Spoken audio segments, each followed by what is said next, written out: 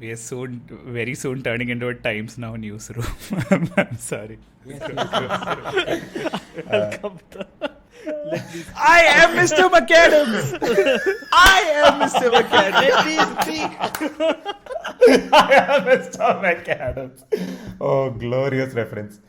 TV umpire to director, we have a player review. Can we rock and roll, please?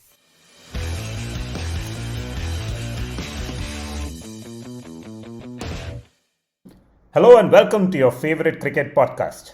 In the week when Ravindra Jadeja got injured and ruled out of the Asia Cup and potentially the World Cup as well, it's only appropriate that we go back to the etymology of our show's name, Bits and Pieces, and what makes us different from other podcasts. We spend most of our time talking about cricket we didn't watch and have no clue about. So, we clearly are not seen and the unseen, we are just unseen.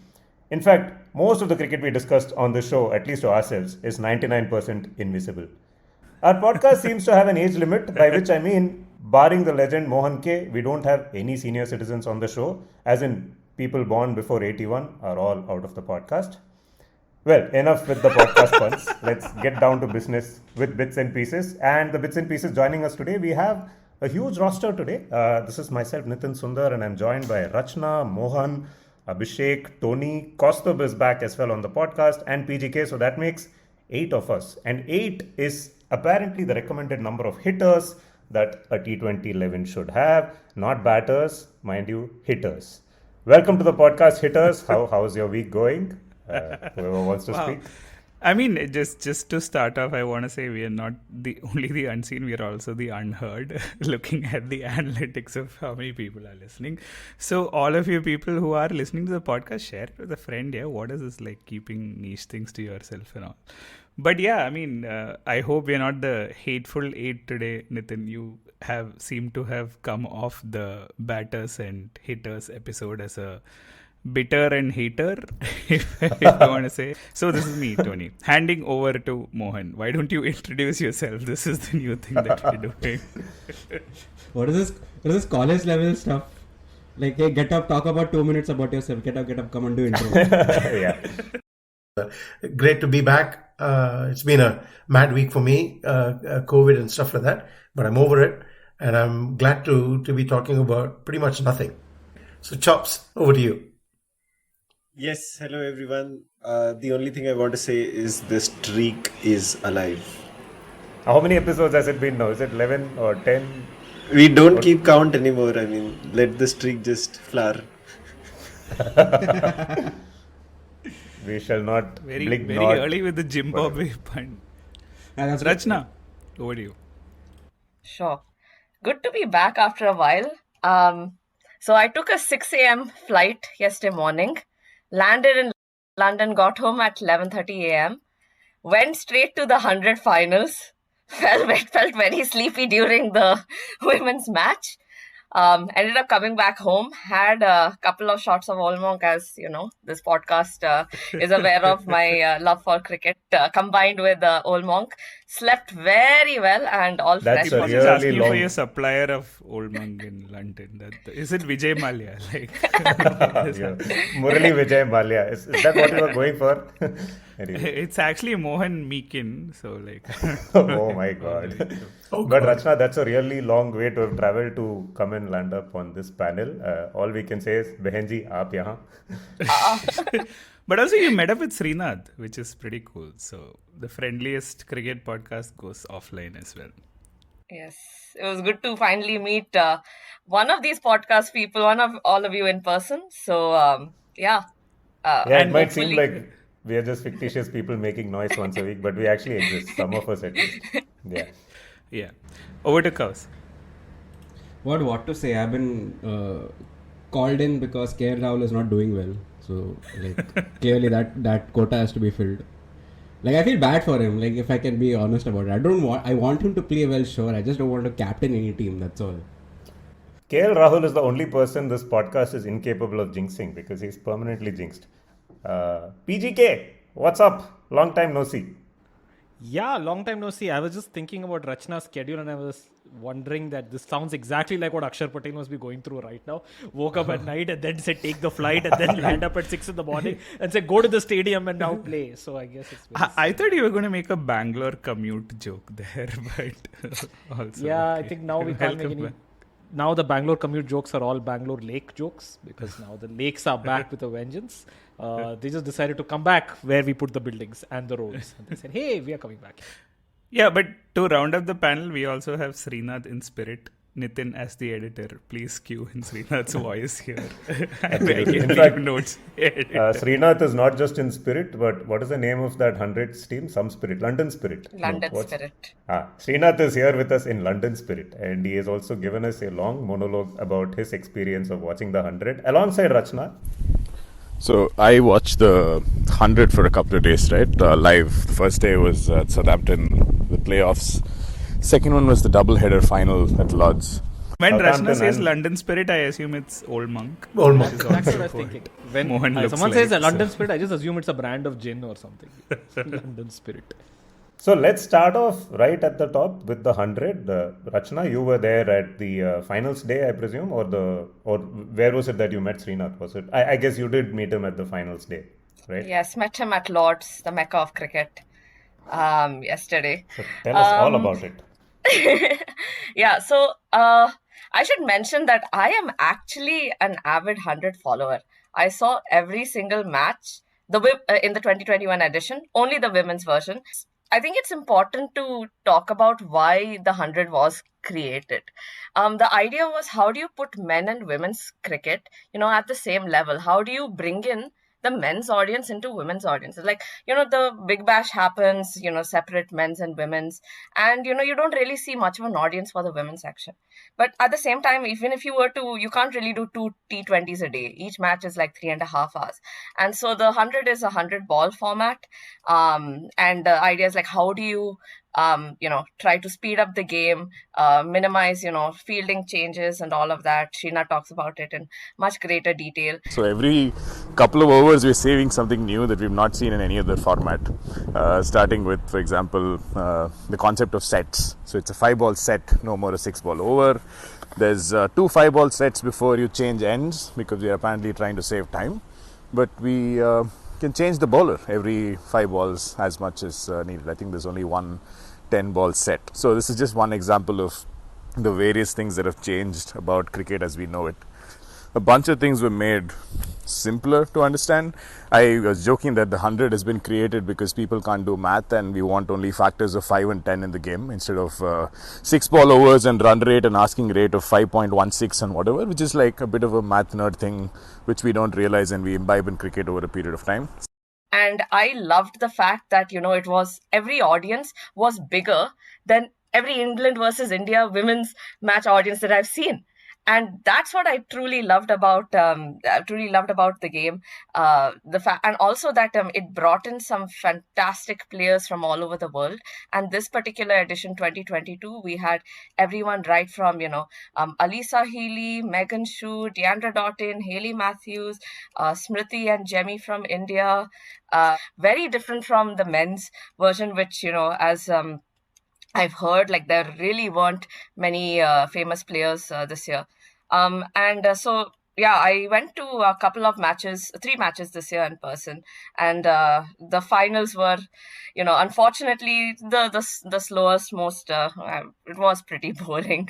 The women's game. I mean, Southern Brave versus Oval Invincibles. I mean, I'm sure the score is like great, but tell us about the atmosphere inside the ground. Like, is it like an IPL game that Mohan loves and can't wait to attend, or is it like different? By the way, I want to hear what Mohan's views is on 100. Oh, IPL is evil, but 100 is good, or 100 is also evil. Mohan, 100 is also evil, is it? I have no reason. No, I don't know why people would go and watch it. So I'm happy to Shocking. have Okay, a all right. Unexpected. Also. No, we'll just recycle your monologue from exactly. Yeah, the atmosphere it is very commercialized. It takes some IPL to the next level. Every single match has a band that plays between the women's and the men's segment, and you have the players on screen being like, "Okay, silence now. Participate in the band. We want you to cheer." Like, Lodge was particularly funny. We were sitting next to the members who are in their egg and bacon ties and their suits and tuxedos and all this formal clothing. They're sitting outside. And in front of them, there's this giant neon pod where all these commentators are. There's Owen Morgan in his t-shirt, KP wearing some polka-dotted, fashionable shirt and whatever. And then on the other side, there's a giant thing for a DJ. So there's music and DJs, but there's also these roving reporters and anchors who've been tasked with creating this atmosphere, right? So at the end of the 10th over, there'll be the wind predictor and these guys who just like try to get the crowd on to shout for the team that was in front.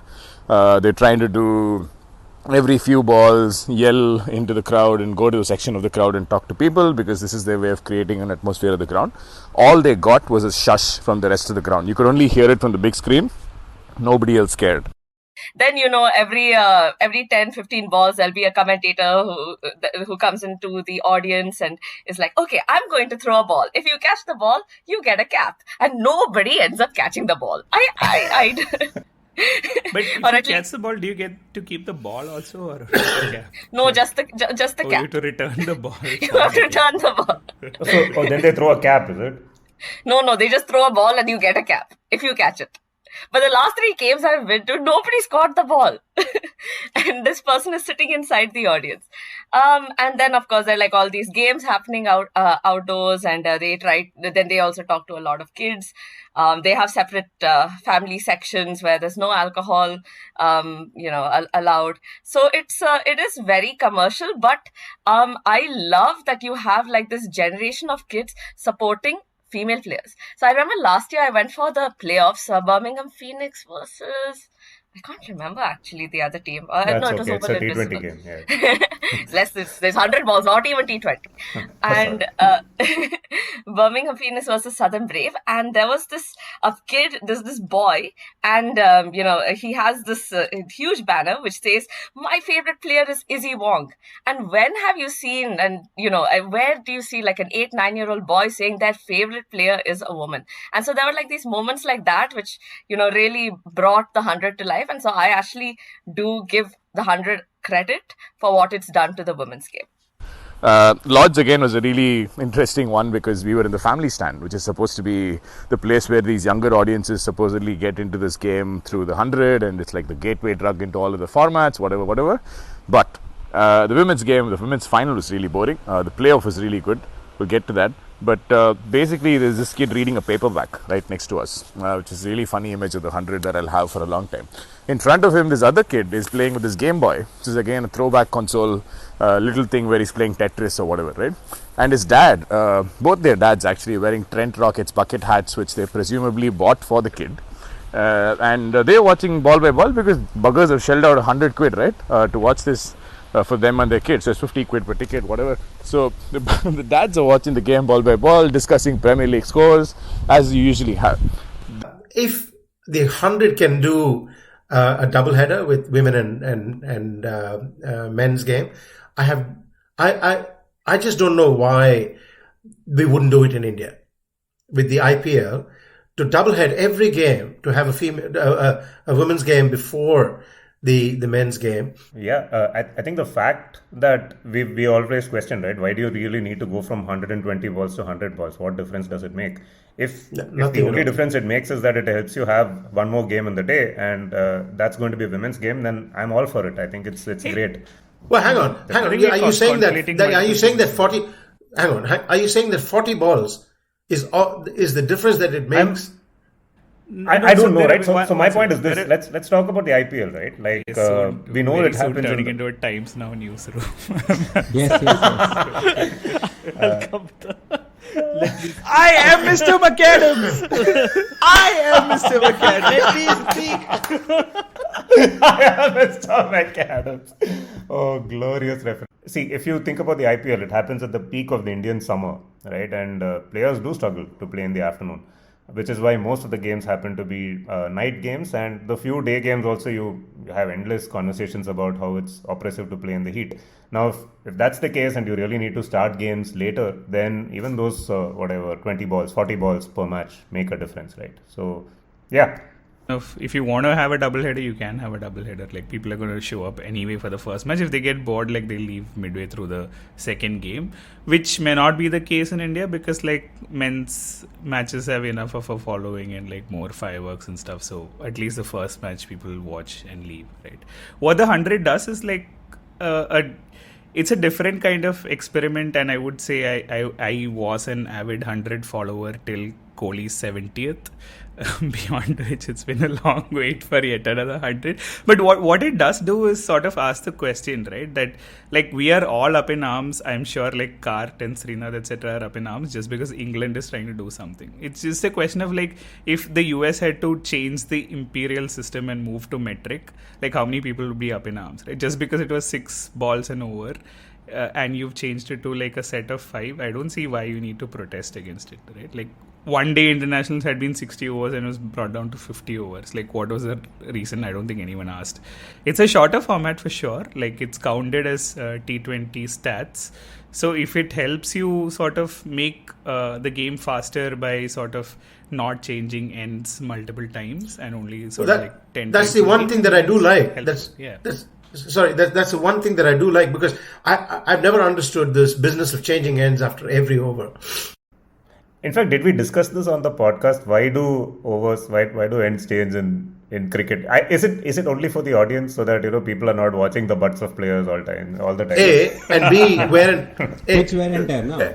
Pitch wear and tear, right? So that's the other thing. Even across both sides. You could change ends every 10 overs. Big deal. I mean, you could change ends every day, every session. My question is, if Shardul Thakur were bowling, would you want to be behind? Okay. Or Roger Binney. Fair enough. Lots of valid. I think Rachna laid out a very, very good point about why she likes the 100, and I think it's something all of us can get behind. But Srinath makes a lot of interesting points about the artificiality that is being thrown in with player numbers, for instance, being misused. So the final was funny because there was one recognized batter, Lewis Gregory, who was like the all-rounder, and there's a bowler at the other end. So naturally, what are we used to? The last ball, the recognized batter tries to steal a single, and he wants to be on strike for the final one. But here, because it's set and you don't switch ends, the guy was actually trying to steal a 2 of the last ball. I was completely confused as to why he was trying to do that, and then realized because they're not changing ends, only if you get a 2 do you retain strike. So this kind of nuance was obviously probably lost on some of the newer fans, but it was really, really confusing to watch. And man, the visuals, like, there's been a lot of talk around the scorecard and all this. If you've seen a single game of the 100, you'll find it really hard to read the scorecard on the TV screen. Trust me, it's so much harder on the ground because they somehow decided that it's not a good idea to call out players' names anymore. I mean, they put the names somewhere once or twice, but it's barely visible. And the worst part is they put the player numbers and try to highlight them. So sometimes it says bowler 49 and then 12 runs. What does that mean? No idea. 49-12. What are you trying to say? Like, is it a football score? Is it an NFL score? It's actually the bowler number 49 conceding 12 runs off his set. How are you trying to get kids into this game if you make it so confusing? Couple of things in Srinath's long monologue that got me interested. Firstly, the children are allowed to bring books and Game Boys into the stadium. I think that's already a win. I would love to take some paper inside one of the Indian grounds to start with. And secondly, the name of the teams, guys. What is that? Oval what? Oval Wizards? Invincibles. No. Oval team. Oval Invincibles. Are they coached by Arjuna Ranatunga? What sort of a name is that? Oval Invincibles. Like, and they've really taken the naming to the next level, right? You have Birmingham Phoenix.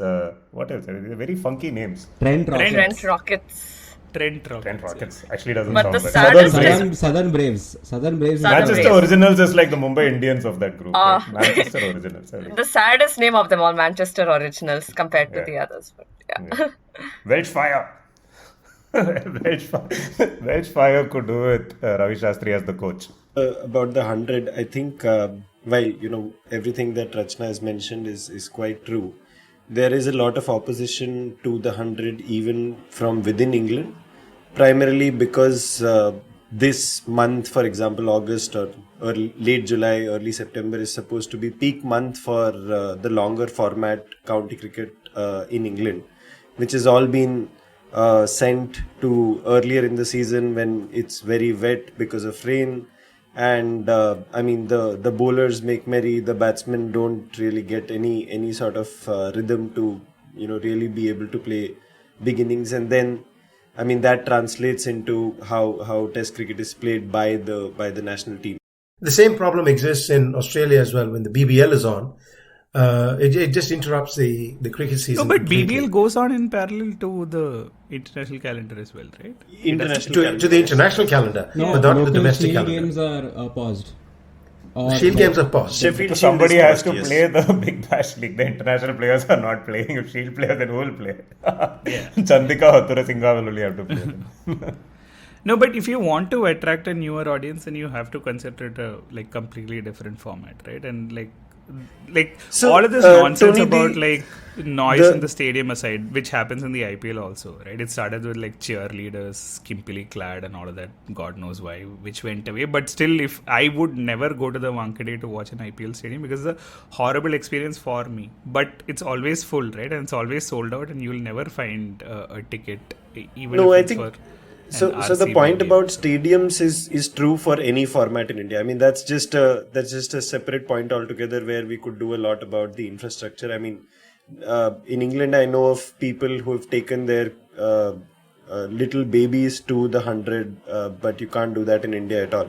I'm just saying that you want to do a new audience. Some of the stuff that you're doing in the 100 could easily be done in the aforementioned Vitality Blast as well. A very great favorite of the podcast. So you could do all that stuff there as well. I mean, throwing a ball into the crowd and, band playing and women's and men's matches on the same day. You could do all of that. So you don't have to kill one to start off another is the argument that's put forth. But I mean, Rachna does make some very valid points. On that note, right, I should very quickly, without taking too much time, talk about my experience of watching a baseball game when I was in New York a couple of weeks back. Interesting thing about baseball? Well, so New York Norths versus Jersey Braves, or what is it? Does that actually, the funny thing is, right through I never figured out the name of the second team. I think somebody told me, but I forgot. So this was a minor league baseball game featuring the Brooklyn Dodgers against somebody else. This was happening at Coney Island. Sounds which exactly is like in- IPL only. Someone played against Lucknow. Okay, it's like, I don't remember who. It gets funnier. The analogy gets funnier, in fact, right? And the reason we went for this game, apart from the fact that, wanted to experience a baseball game when I was there, was because this was a Seinfeld themed evening. Between every innings, right? And here's what the beautiful part about baseball is: it's 9 innings per game. So you have a bunch of breaks. And these are timed, by the way. So your innings breaks can't be over 2.5 minutes long. So the clock comes on. Strategic timeout. No, these are basically the batting and the fielding teams change every time this happens, right? The interesting stuff was all the Seinfeld stuff that was happening. So you had a marble toss competition, marble rye. You had Elaine Benes dance off, and the video of that actually went viral. I think it has 2 million views, where people came dressed up little as kicks. Elaine Benes. Yeah, with the kicks and the quirks and all of that. In fact, 3 women who participated in the Elaine Benes dance-off looked exactly like Julia Louis-Dreyfus in Seinfeld. Now, what I found interesting was here is a sport willing enough to get something from actual pop culture into the game, completely unrelated to the game itself, right? And overall, it just made the experience so much more fun because you brought baseball fans and you brought Seinfeld fans together, and you had people there who were just out there to have a nice evening out, who were not following the game at all. In fact, it was a darn boring game. The last 7 innings, not a single run was scored. So you just had zeros and zeros all the way through, but it was fun. I think the 100, the T20, IPL, everything is trying to do that, but there seems to be some level of manufactured entertainment that they're trying to create around the sport, which is not really hitting the spot. I think ultimately the games get interesting, people watch. If you bring fun things together and you put on a good sport, people are going to watch. I think that's really, I mean, the cricket seems to be a sport that's trying too hard to fit in, right? And they're doing a terrible job. They're standing out like uncles. I mean, I would go to Wankhede if it's a test or a one day and not a IPL. Not because like the hospitality is suddenly like very different or anything. It's just that like with IPL, there's a lot of artificial noise where there's a DJ who says, when I say Mumbai, you say Indians. I don't like that stuff, right? So it's not like the hospitality is massively different for IPL versus Test match. It's just that the artificial environment doesn't appeal to me, right? Like I'm already sold on the game and I would just go to watch it. I hope this suffers in the edit, but I watched several IPL games at Wankhede. And I would any day go to the Wankhede as opposed to DY Patil, which I've watched many games at DY Patil as well. So, if you're looking for alternatives for watching IPL games, Wankhede any day over DY Patil. Yeah, if you go to the Chinnaswamy for a test match, people are still saying RCB, right? So there's no difference. Of course, yes. Wait a second. Did Mohan just say he's gone to the Wankhede to watch IPL games? Like, hang on, I got free tickets, man. I got free tickets. I got free tickets for both. For about 3 IPL games. How 3 or 4. low you sell out for? I mean, free tickets like that was the bar. Okay, I thought there was some ideological thing. Okay, I didn't realize it was money financial. behind. Okay. He won't put money on the IPL. That's pretty much where he draws a line. The US has a culture of like the fan culture in the US has this kind that like Nitin saw, right? It has existed since late 1800s, early 1900s, right? It's taken that long for the audience to mature, to accept these kind of things. There have been lots of things that have worked, lots of things that haven't worked, and the US in itself is built for the fan experience at the stadium. Like this is from whatever I have seen on like when I watch the NBA or when I watch baseball, like even when I watch the highlights. It is built for the fan. Like it is the entire experience is set up in such a way where the fans are getting the most fun out of it. Whereas cricket is relatively new that way. Franchise cricket, you can say the US has had franchises for like about 100 years. Alright, like the NBA franchise history is like around 50-60 years at this point. So like the whole culture of everything being put together and like for the fan to like have like these jersey tosses and Elaine Bennis dances and whatever, like it's taken a long time for that to take place, right? And IPL is barely 13, 14 years old right now. Like it's going to, like the audience is not matured enough. It'll evolve. Right. It will evolve. Now, if you look at the contrast, I've been to several EPL games, right? EPL has none of this stuff. You just go there, you watch the football, come back. Yeah, so that's a separate experience that way, right? You don't get breaks in football. Like the reason you get to do this in baseball and you get to do this in cricket is because there are breaks, there are points, like the pitcher has to set up, innings is getting changed, or of course ends are being changed in cricket, right? There are breaks here. The game allows you to do that. Whereas in football you don't need to do that. Plus you're in and out in 2 hours, right? So that's the thing. I think like audience experiences at the stadium here will be bad for a while. It'll start to get better, like I don't know, maybe in 15-20 years or something, because it's not mature enough yet, is what I feel. Like in the US you're basically seeing a finished product of how to conduct fans in a stadium. That doesn't exist here yet. This sounds like, like these people who are pro-India saying, things are still bad, but they are getting better. You have to be patient with the country. Like, yeah, dude, how long do you have to wait for stadium experiences to improve? And there's so much money. No. That's not what I'm trying to say. When you're saying there's a force fit, right? It feels like a force fit because the cultures are not meshing. And in the US, pop culture merges very well with, like, people talk about the Mets randomly on the middle of the road, and those same people watch Star Wars. So when all of them come for a game on 4th of May, Star Wars Day can be celebrated. Like, there's a proper mix mash of culture that way, which India doesn't have yet. Like, it's getting... No, that's a fair point. If there is a kid who reads a paperback and they are also interested in cricket, I think we've done our job, right? And how many kids are reading paperbacks these days? So if you're able to tap them and say, you also watch cricket. Yeah, no. So your ultimately going for a very small niche audience, right? So I think all power to the 100. Set 5-ball set is much more an innovation than Big Bash, where you have a bat flip instead of No, forget that. Forget the bat flip. That's flippant. Yeah. Okay, Yeah. that's a flippant argument. But if you want to keep the 6-ball the 6-ball base, right? And let's say you want that, why not 15 overs? I mean, 15, 6, 90. So make it 90 less than 100. So it takes less time for the game to finish. And call it T15 and be done with it. Yeah, I agree. But also, Nitin had only 8 topics to discuss for today. And we are about midway through the first. So maybe we should go into the next one.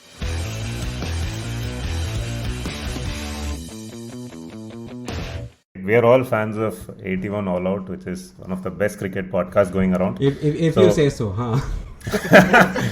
In the most recent episode... But genuinely, to clarify, like, all irreverence aside, I think like they've done a phenomenal job of both doing podcasts and reviving like cricket books, right? Both of which my comment only comes from the fact that I've not heard every episode. So I have no of idea bits and pieces also you haven't heard. So Kartikeya Date, who is one of the most strident cricket voices out there in the space of cricket analytics and opinion, explained on the latest episode of 81 All Out about how T20 batting lineups are still being set up and built the way other formats, have been thinking about batting. And his whole point is you could break batsmen into 2 groups, right? There are batters, which are more your traditional batsmen who play batsmen, batters who play traditional shots, high elbow, cover drives, look for singles, etc. And then there is a new breed of people who wield the bat, which he terms as hitters.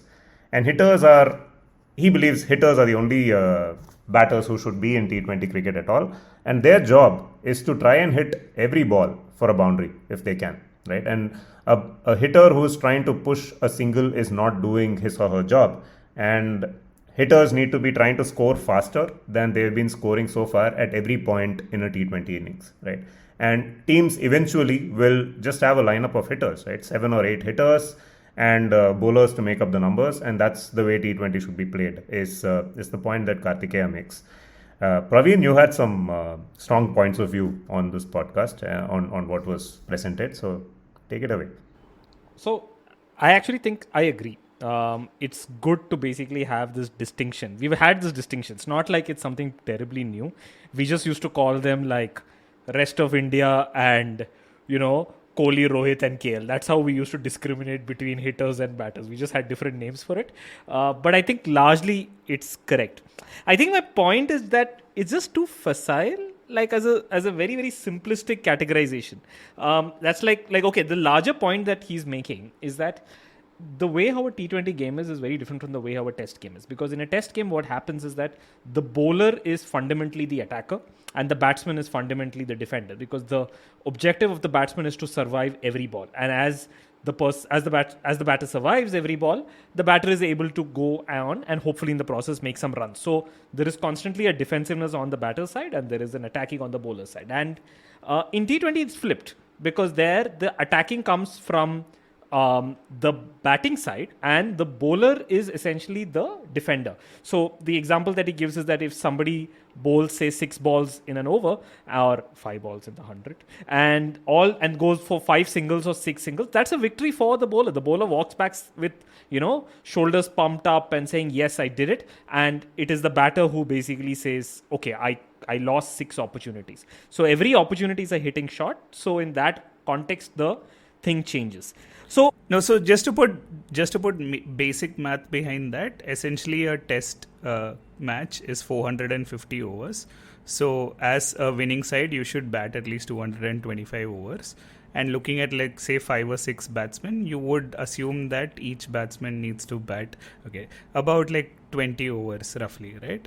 That's basically, or in a one-day international, you're saying each batsman should be capable of batting at least 10 to 11 overs, right? Basically, that's the calculation. Yeah. Whereas in a T20, it's more like 10 balls, roughly. Yeah, I'll come to the per batsman part. He doesn't go into the per batsman part. But what he's talking about is that there are 2 skills. There is a skill where you are just like trying to hit 4s and 6s of bowlers, and hence you are aggressively trying to capitalize, and there is that skill. And there is a skill where you are not trying that, but you're basically trying to talk it around and continue. And these are two separate things. And the thing is that the hitter is, of course, more than. So, yeah, broadly correct. But I think it's very facile. It's like basically saying that in tests, there are two kinds of bowlers. There are the bowlers who get you wickets and attack. And there are the bowlers who hold you and basically dry up the runs. I mean, largely true, but you know now after so much of understanding of Test cricket how facile that is, right? So it's like there are so many nuances underneath. And Exactly. hitting is also not like one kind of hitting. The way how a Dinesh Karthik does hitting and versus a Hardik Pandya versus a Surya Kumar, they're all different kinds of hitting. Similarly with batting. So I don't see it as a very clear distinction. But I do agree that at least there is a starting point here in terms of what the way we have to think about the format. Like, I'm just trying to figure out how many different kinds of justifications do we need to drop our top 3. Hey, on that note, Guys, right, if who you is our go top back- 3? So like even right now it's who? It's KL Rahul, Rohit Sharma and Virat Kohli, right? Yeah, I just want to say KL is the only like selfless person here who keeps continually getting injured, so we don't have to pick him. Self-dropper. Auto drop. But like Auto from drop. But that's the thing. I can't offer more of an opinion because I've not heard it. But I am So, just thinking like every 6 months you come up with new terminology to figure. You know what? India needs to attack more. Like, we know that. Like, why do we need to keep creating new terms for it? Just say like the top 3 doesn't work in current modern cricket. That's it. Yeah, no. So as another person who has not heard the podcast, I think like we should like look at the fundamentals and say that fundamentally, do we all agree that T20 is a different sport from Test cricket? And possibly also from 50-over cricket. And in that sense, although I haven't heard the argument is made, I agree with Kartikeya that like T20 needs to be looked at as a difference. Yeah, that's absolutely, yeah. But this is a part where I fundamentally disagree because the same question was asked. I think it was asked by Sidvi or the other person on the podcast, AB1. Conditions matter, and so what is the role of conditions that play in your balance between batting and hitting? And Kartikeya Date's point was fairly strange. He said that, look, if you think about it in terms of T20 cricket, conditions don't matter as much as we think it does. And the reasoning is because he says that all T20 games, if you look at their scores, they land up somewhere between like 150 to 200. All games end up this across conditions, across areas, etc. So conditions are probably extremely overrated. Now, it doesn't seem like the right argument because that's like essentially saying that, but those 50 runs are like a huge thing in T20. T20, 50, like that margin is so huge. It's like saying that, like there is a Test cricket, like on an average, people score 300 runs versus 500. We know that is a huge distinction. And the other thing is, maybe teams end up scoring that high an amount of runs because they don't do just hitters. They do hitters and batters, people who can take charge when the going gets tough. I mean, it could be the other way around too. Yeah, so the evidence that Kartikeya himself states comes from cricket, which is being played, the T20 cricket that is being played according to him the wrong way right now. So it's a circular argument if you use, what according to you is the wrong thing as evidence for what the right thing needs to be. Another point that he makes is that all T20 teams, to be safe, have anchors or other batters in their lineup. His point is hitters can do the job that batters do, which is if you're down 30 for 3 and you need to see off a few overs so that you can survive till the end and make the best out of the innings, a hitter can potentially do that, but a batter cannot do what a hitter does, which is and the typical prototype hitter is someone like say Liam Livingstone, who just shows up, is looking to smash every ball to the boundary, has invented a bunch of shots, like staying beside the line of the ball, pulling down the ground for 4, for instance, which is something a traditional batter won't do. Now his point is a Liam Livingstone can see off those few overs if required, whereas a Virat Kohli potentially is not going to be able to do what Livingstone does. Another interesting point he makes, and this one I'm fully in agreement with, is the way we continue to look at cricket stats, or rather at T20 stats, with the same lens we apply to other formats. We still look at averages and strike rates, and we believe higher average is good. Sanju Samson likes this.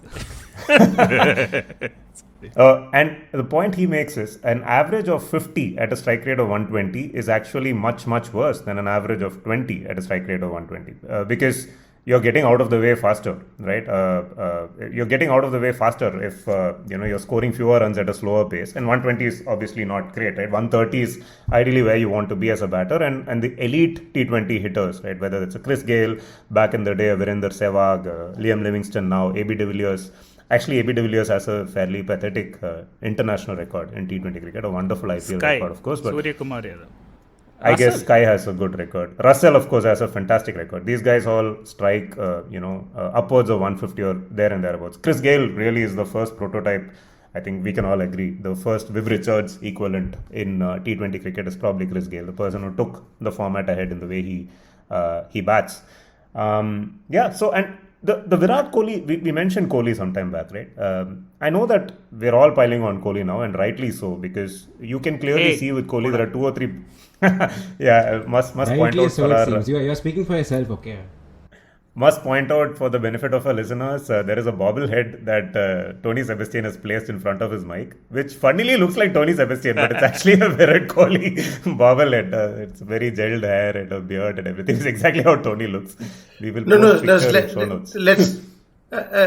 just mock Kohli completely. He'll come good today. We absolutely should.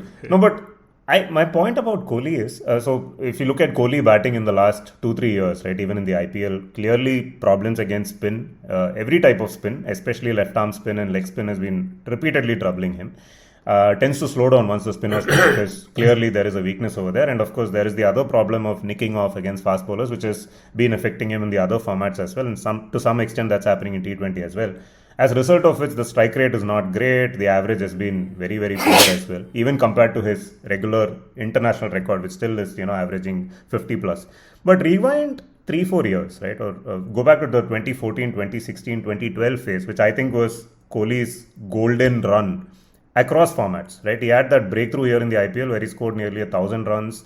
That's the time he had the Hobart century. He had the Mirpur 183. He had the couple of twin hundreds against Australia in a one-day series, so on. And Test cricket scored a lot of runs.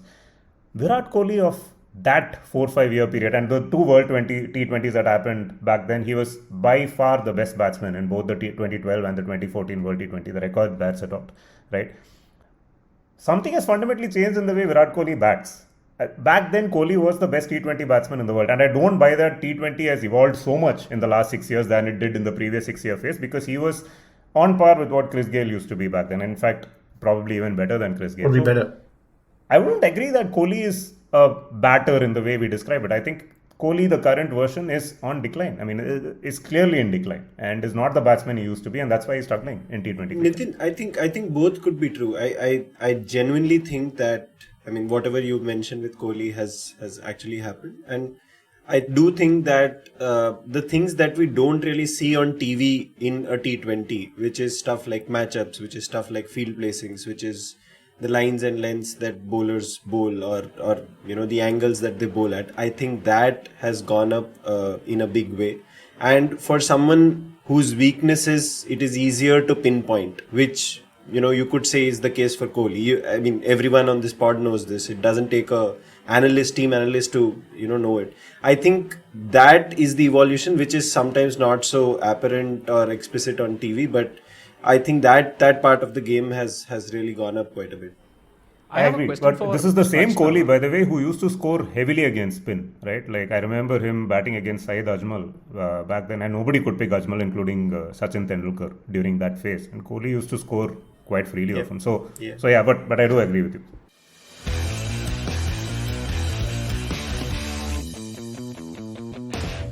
Question for Rachna. I have one question for Rachna, then we can move on. Which is this distinction between batter and hitter, right? Given that you watch the 100 and you watch women's game as well, do you see that same distinction as well between players? Yeah, 100%. The thing is, the women's game, when it comes to T20 or the 100, hasn't evolved so that we can say that, average scores are going to be like 150, 170. It's not like that. I mean, it's still, the deviation, the variance is much greater. We've seen yesterday 100, 101 runs. We saw games that were chased 150, 160 runs. But what we're seeing more is that the stronger teams actually have much stronger middle lineups when it comes to hitters. The initial few batters are pretty much the same across both ODIs and T20 formats in most teams from what I've seen. But I'm thinking of like an example that was a bit controversial in the 100 this time, which was Deepti Sharma. So she actually was selected as a wild card for Birmingham Phoenix. And she is an all-rounder, bowler first and then batter. And her strike rate is not as high, though we've seen, in the Commonwealth Games, she can hit and she can come in. Now, what was interesting is she actually wasn't selected for a single match. Birmingham Phoenix had four international players, and you can play max 3 per match. Sophie Devine, someone else, and Sophie Molyneux and Deepti Sharma.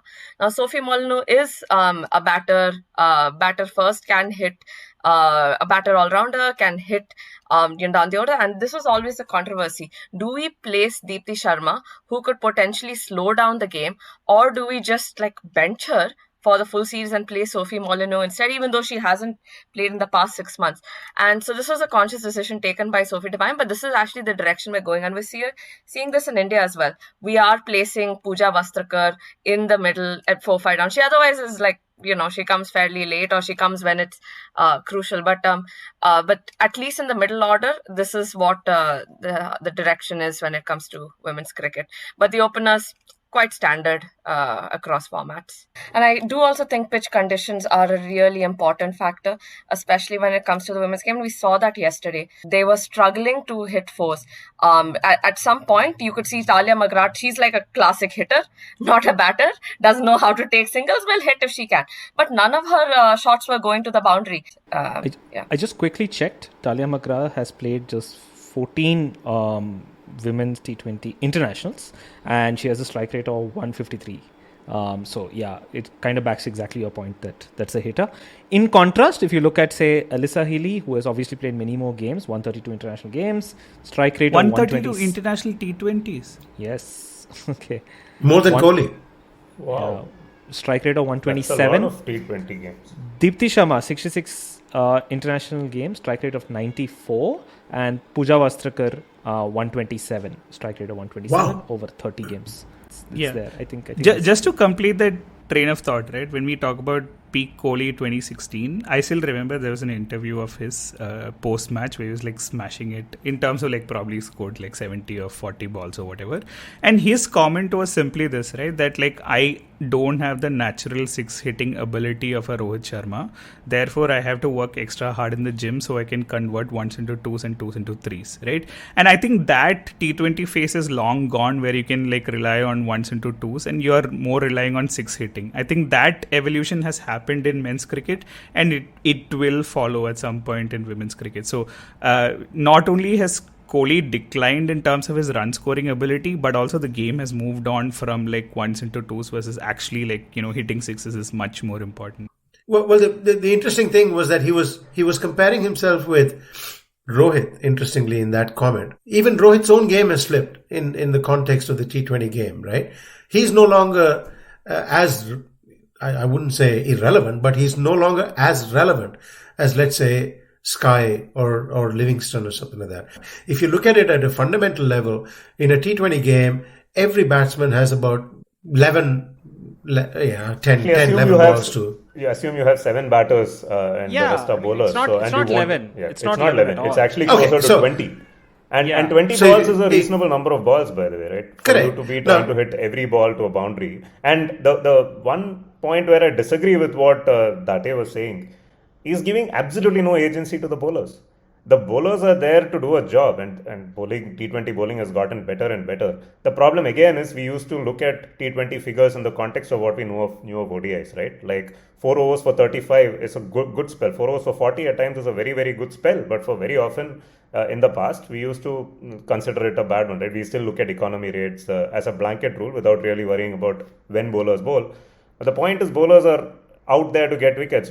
You get 3 wickets in the power play, you end up winning the game more often than not. So you have bowlers trying to take wickets up front. They know how to bowl wide yorkers, slow bouncers. There's so much of analysis that goes.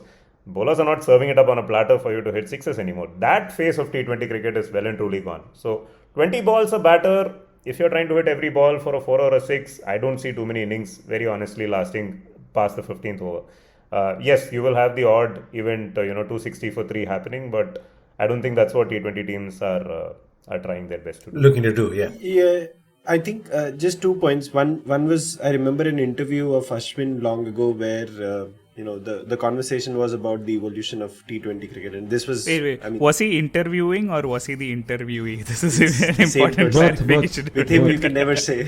Both. So he mentioned how he actually believed even back then that a short and wide ball that he would bowl outside the off stump, which would be smashed to sweeper cover for a single, which would be a terrible ball in Test cricket, would be a pretty good ball in T20s. I mean IPL or international. And the other thing is, I think at some stage, we will probably have to figure out how we remove Rohit from the top three argument, because I mean you can clearly see how he's not doing well right now. As Mohan mentioned, he's not scoring the number of runs that he should or probably can. But he's really trying to get into that new philosophy. He's not, I mean, he's doing exactly what, Nitin mentioned with the new stats. He's getting out of the way quickly. If he's not able to do it, he's just getting out of the way. So maybe there's something that will happen, which will be proof of the Can pudding. I just end on this? I'll tell you the last thing. Not that something will happen. Something has happened, and we know what that is. So this distinction between batters and hitters, if you see, actually reconciles perfectly India's conundrum, because India's top three essentially are the ones who are quote unquote the batters. Everyone below that are the hitters. And come to Nitin's point, each one of them has 20 balls, which means that by the end of the 10th over, if Suryakumar Yadav isn't in, we know what should be done.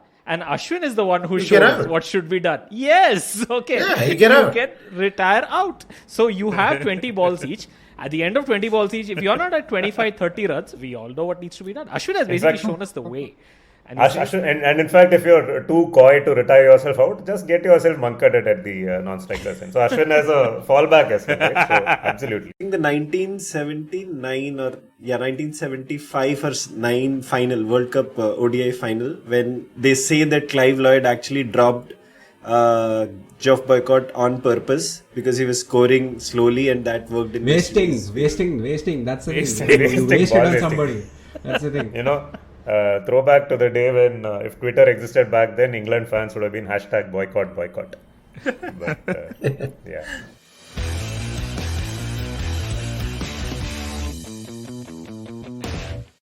So just two things that struck me. I noticed Mohan's surprise when we said that 132. The Ali Sahilis played 132 matches. It just I was just reminded of this. So I was setting a cricket quiz, and there was this question that I'd asked.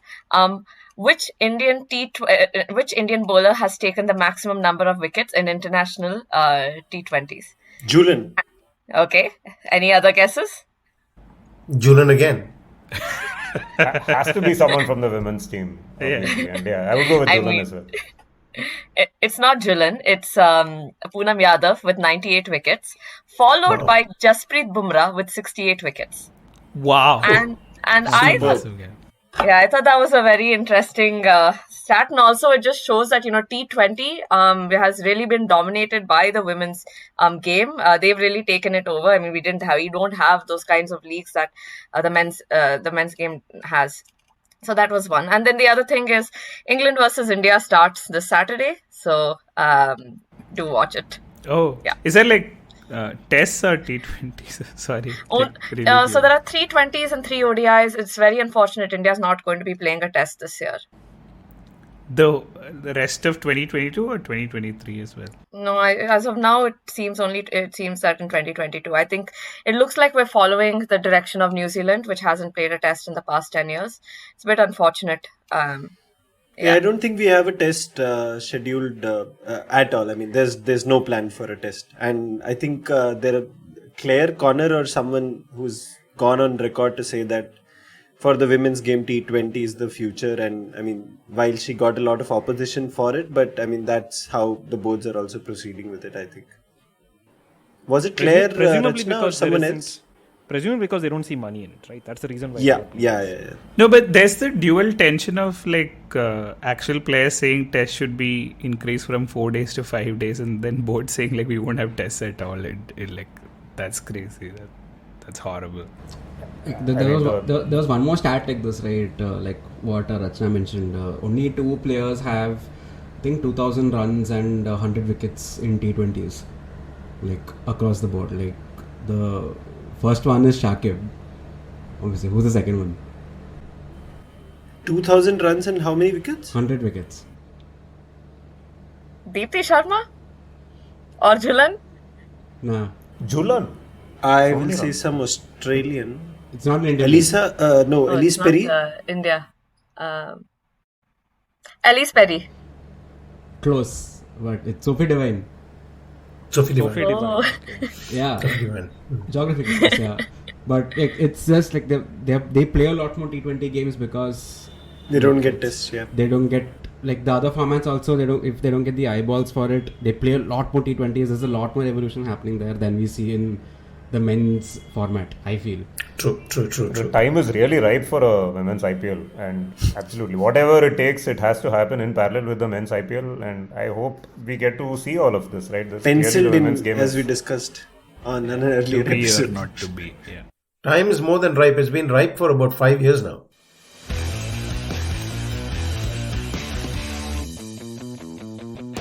So let's now talk about the funny stuff that Rahul Dravid and Saurav Ganguly have been up to, right? People from the golden generation of Indian cricket continue to set the stage alight.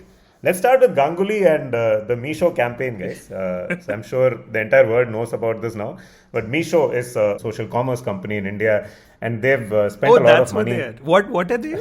I actually don't know. PGK, over to you. This is your jurisdiction. What is Meesho? Ken is doing a story on this for sure. Is on Meesho. Meesho is a company that started doing something else, but recently, I think the simplest way to describe it is that they do exactly what Flipkart does, except they target, say, Tier 2 and Tier 3 markets. They started off as selling it as resellers through WhatsApp and all. I don't think they do that much anymore, so they're now direct. So it's Flipkart for Tier 2, Tier 3. That's the best. Oh, okay. And what's their campaign, Nitin?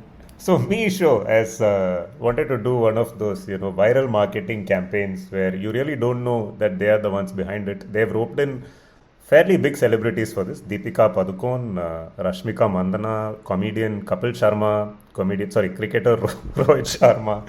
Wait, Kapil Sharma, comedian or Rohit Sharma?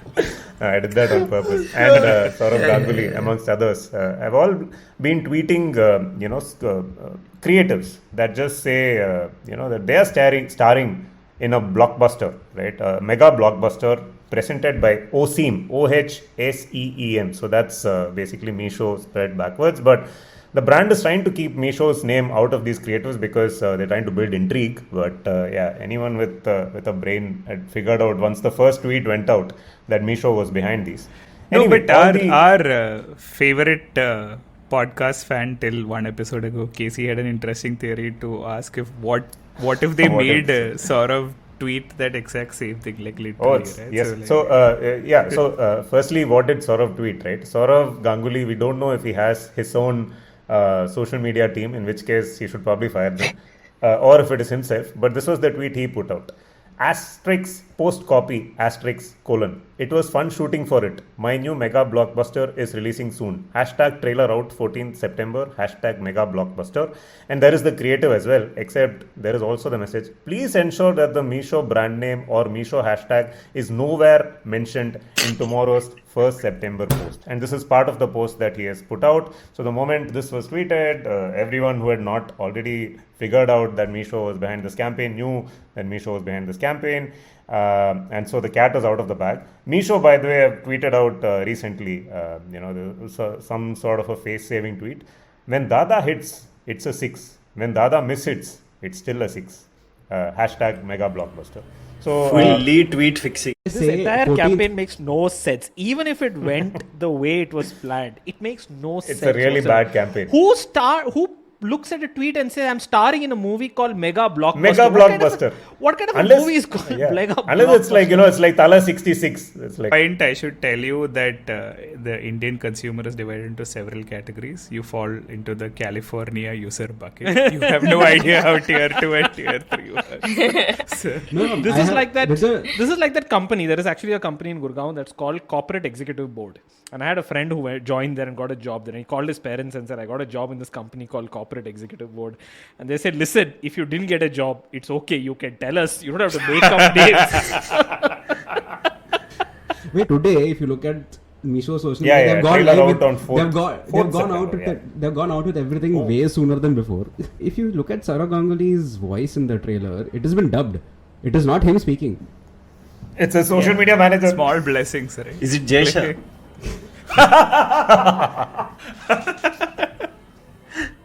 But tell me what this, is this wasn't blockbuster? Misho Is the that- same?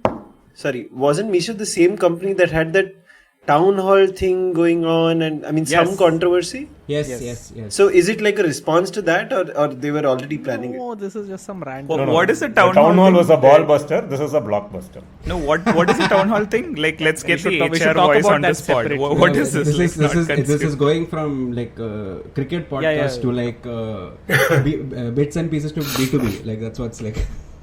So, But what yeah. is the other this thing? So who are the other celebrities apart from Saurav Ganguly? There is Deepika Padukone, like I mentioned, comedian Kapil Sharma, cricketer Rohit Sharma, and a few others. Rashmika Mandana. And comedian and cricketer Saurav Ganguly. Okay.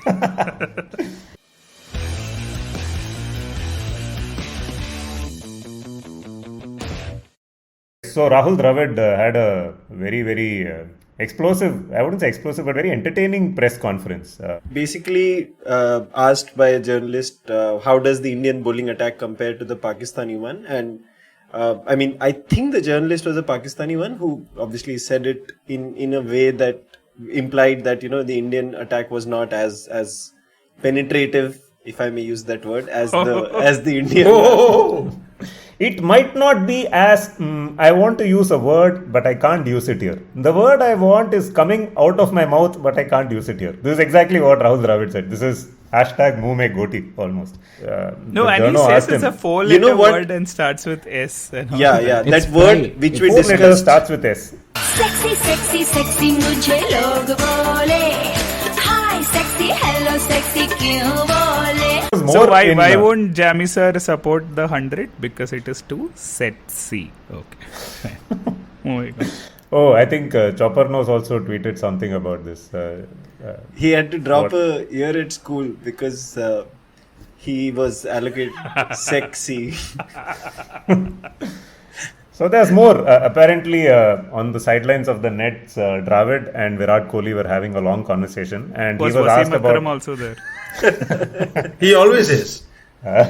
So some journalists also asked Rahul Dravid, yesterday we saw you and Virat having a long chat at practice. What were you discussing with him? So Dravid was taken aback.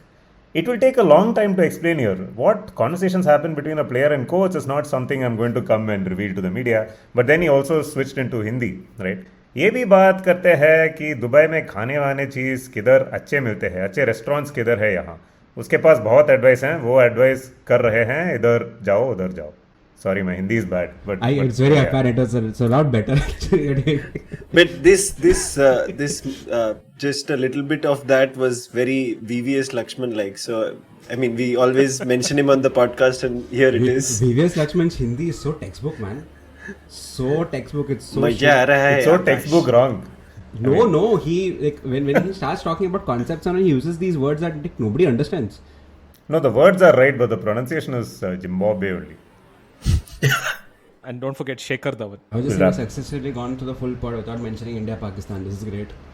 It is going to be India, Pakistan? it's going to be an ageless episode. You can listen to this whenever you want. Yeah. Or chose to not listen to it whenever we want also.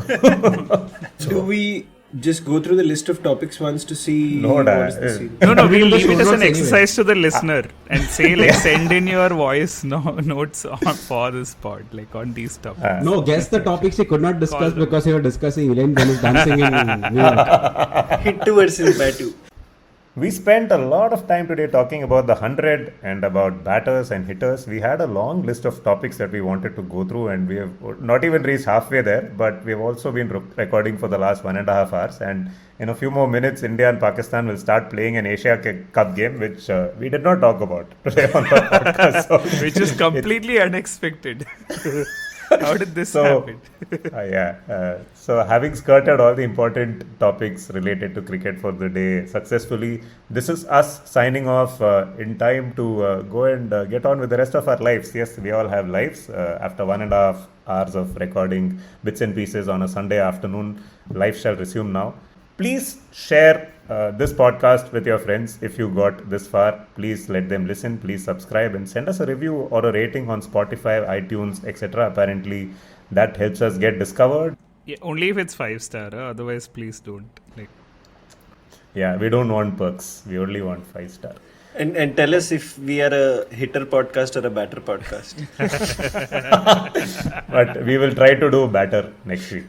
Also, let us know what are the topics you think we did not cover this week. We had a long list. Hopefully, we'll get to them next week at least. So, anyway, thanks a lot for joining us. Look forward to being in your ears again very soon.